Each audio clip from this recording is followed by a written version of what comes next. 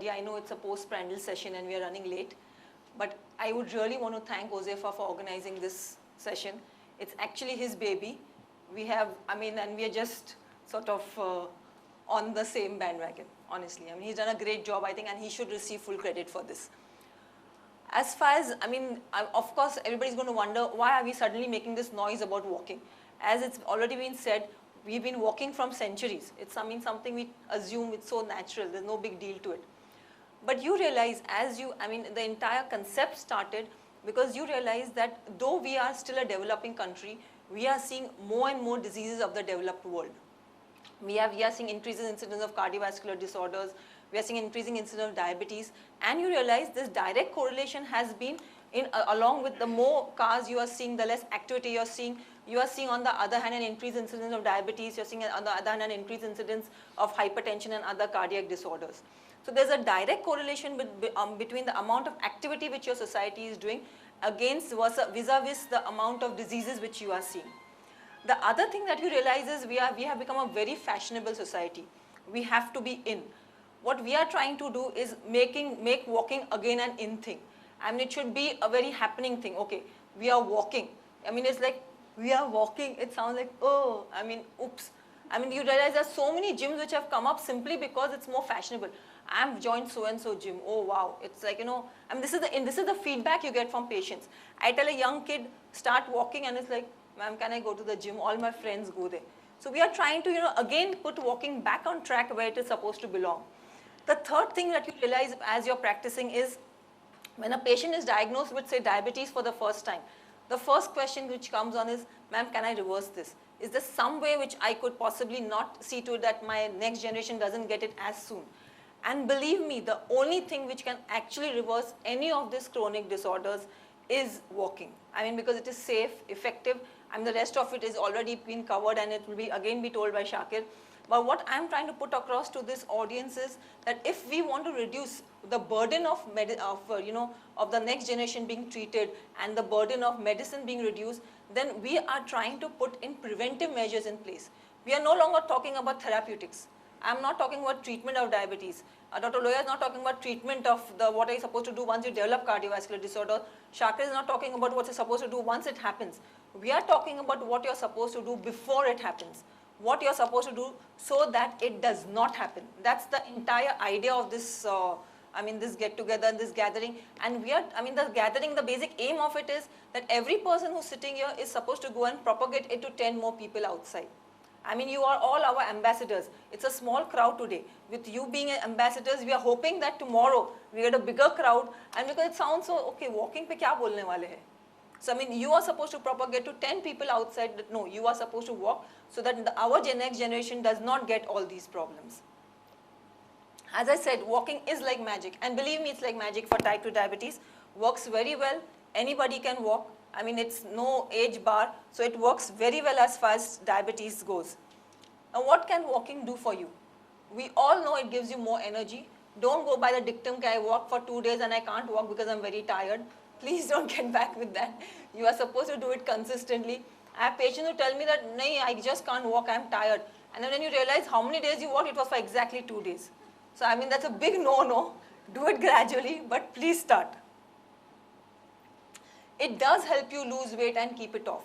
Another myth, another big misnomer. I am walking all day in the house and I'm not losing weight. Look at me.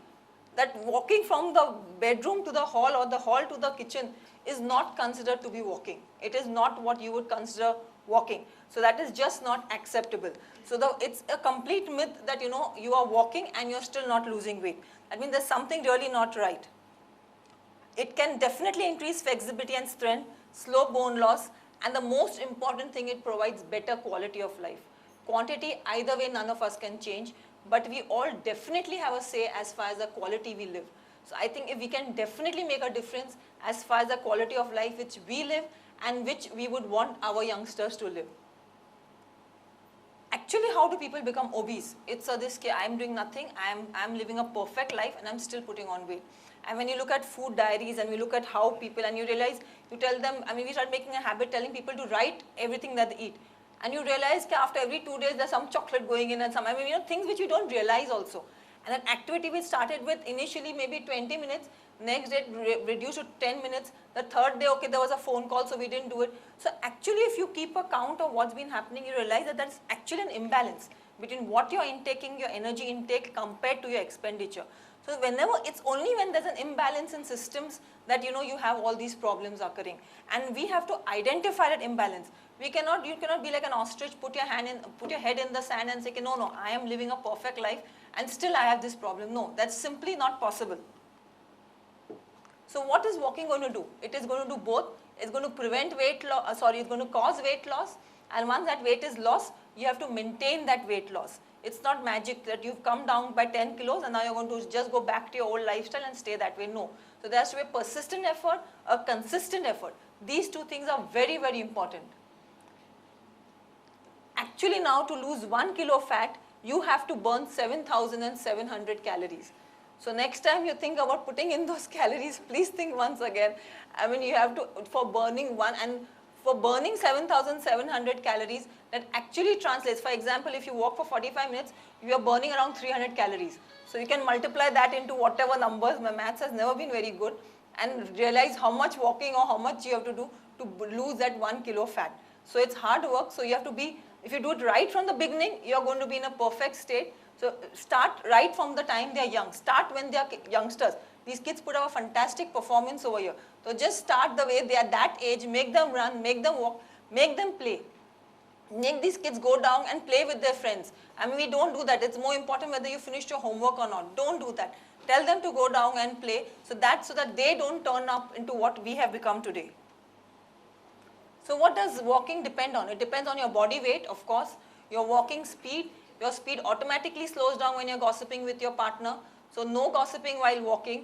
No, because when you're talking and walking, you tend to, really expend more energy in talking and you don't realize what amount of walking you are doing.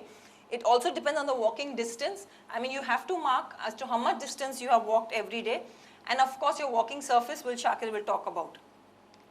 It does increase your muscle mass, which helps you burn more calories even after you have stopped walking. So you'll often hear people tell you that I was an athlete when I was young and they have a better body mass. I mean, the muscle mass is much better. They tend to become less flabby when they grow older. So that's a very, very good way of growing old. You grow less flabby if you have been walking in your adulthood. Distance definitely counts more than speed, and inclination does help in burning more calories, but it is not advocated to walk on an inclination, especially for the bones, especially for your joints basically. Daily walking expenditure, as I said, of 250 to 350 calories is recommended, which would translate to walking for around 30 to 45 minutes per day. Coming to how would it help diabetes? I mean, the basic dictum is how is all this going to convert into helping diabetics? Your muscle cells become more sensitive to insulin. So basically, as we know, diabetes is a condition where there is going to be some amount of insulin deficiency, the main hormone which keeps your sugars normal, vis-a-vis some amount of insulin resistance. That is, the amount of insulin in circulation is not acting too well. So you have a situation where you have insulin, but it is not acting too well, and walking helps this insulin act better. So your muscle cells become more sensitive to this insulin in circulation. It keeps your liver is an organ which keeps on producing glucose. So when you walk, it makes your liver also produce less glucose. It builds more muscles, so your muscles have already become sensitive, so it helps you in control of diabetes. And of course, you lose weight and keep it off. Now, how would you go about it? How would you actually plan physical activity in your schedule? Always check with your doctor whether you are healthy enough to walk. Especially if your age is more than 35, and if you have diabetes for more than 10 years, if you've had high blood pressure, any cardiac disorder, poor circulation, or other diabetes complications. Any of these, you should check out with your doctor whether you are eligible to start walking. How can you begin? You choose an activity which you like. See, anything which you do, you should like. I mean, it is very, very important, because unless you like it, you cannot do it, because it's a repetitive thing. It's something which you have to do every day.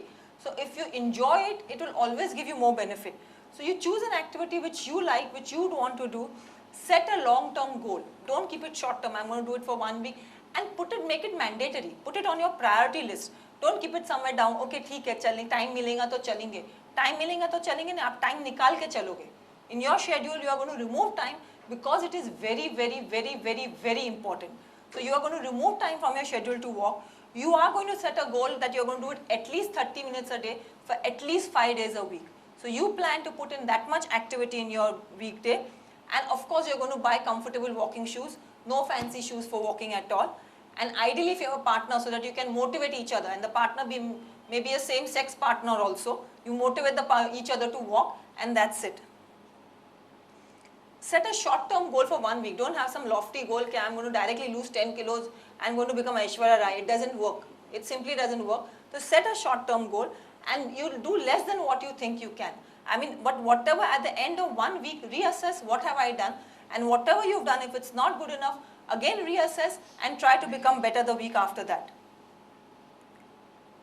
Gradually increase your activity and keep a track of your steps. We as endocrinologists advocate use of a pedometer because it gives you some track of how many steps you have normally taken, and gradually add 500 to 1000 steps a day, and set a goal of 3000 to 4000 steps a week.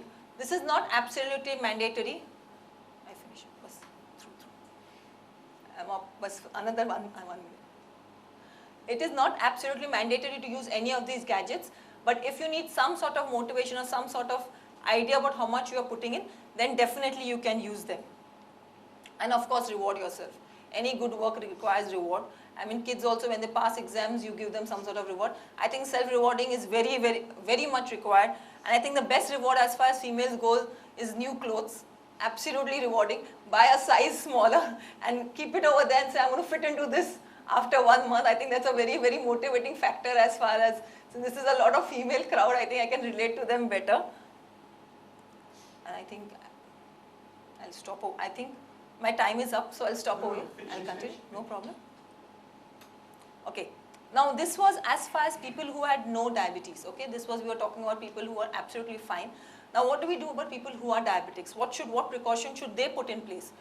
People who have diabetes, the effect of physical activity depends upon what your blood glucose level has been before you exercise, what sort of medication you are using, when and how much you ate last, your physical fitness, and the type of activity. So what we need to understand is, when you are a diabetic, is that you should check your blood glucose level when you are suddenly going to start a new exercise program, because that is going to affect your sugars. So it's very important that you see what your blood sugar levels were before you actually start the exercise. If you're on some amount of medication, for example, in insulin it will be easier for me to explain. Suppose you're on 30 units of insulin and you start walking. You will realize as your body becomes more sensitive to insulin, that requirement is going to go down. And suddenly you will find that your sugars have suddenly gone down and you've gone into a situation of hypoglycemia. We don't want that to happen. So if you decide that you are going to exercise, you will have to talk to your doctor, or if you have enough knowledge and information about it, you can also adjust it slowly, and you can reduce your insulin by say 5-6 units, or you can reduce your tablet by half the dosage, because activity is going to improve your sugars either way. When and how much you ate last is very important. There is this misconception that you're supposed to go walking on an empty stomach. No, you are not supposed to walk on an empty stomach. You are supposed to have some sort of snack before you go walking, because if you do not have a snack and your sugars may suddenly go low, and you would have a big problem during the activity. So it is mandatory that you have a snack before you go for walking. And again, it depends on your physical fitness. It is not that because your doctor has said you're supposed to walk for 30 to 45 minutes, the first day you will suddenly start walking for 45 minutes. No. Start gradually and then build it up. So you have to be aware of how physically fit you are before you embark on any problem. And of course, it depends again on the type of activity. So you should check your blood glucose both before and after exercise, and so that in the course of 2 weeks to a month, you would know exactly how your sugars are behaving. Physical activity usually lowers your blood glucose, but there is a situation when it can raise your blood glucose if your blood glucose is more than 250. If it is more than 250, then you should check whether you have ketones, and physical activity may raise your blood glucose if you're starting a new vigorous exercise program. And low glucose can result only if you take insulin or if you're taking any one of these oral anti-diabetic medications. And basically, if you actually walk every time, there is going to be a 30% reduced risk of type 2 diabetes as compared with sedentary individuals. So you are going to reduce this risk of diabetes both in you, your family, and your society in general. Thank you very much. What we have tried to is to keep our talking time less, so we have more time to interact with you. That is why Shehla stopped in the middle. We'll go ahead now.